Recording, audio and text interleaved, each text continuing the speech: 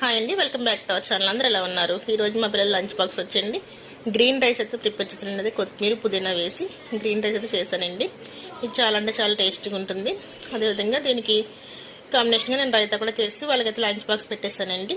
నా కోసం అయితే నేను మెత్తళ్ళు వేసి మామిడికాయ వేసి కర్రీ అయితే వండుకున్నానండి. మా హస్బెండ్ లంచ్ వద్దరని చెప్పేసి నా ఒక్కదాని కోసం కర్రీ వండుతున్నాను. నాకు ఇలా ఇష్టమండి. ఇది చాలా అంటే చాలా టేస్టీగా ఉంటుంది.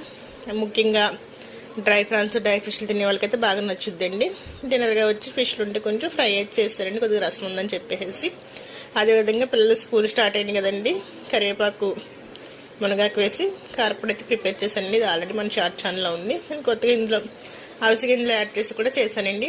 బాగుంటుందండి, చాలా టేస్టీగా ఉంటుంది. కరివేపాకు మునగాకు హెల్త్కి చాలా మంచిదండి. ప్రతిరోజు తీసుకోవాలంటే తీసుకోలేం, అట్లా పొడి చేసి పెట్టుకుని ఇడ్లీల్లో, దోశల్లో, అట్లలో కూడా పైన వేసుకుంటే బాగుంటుందండి.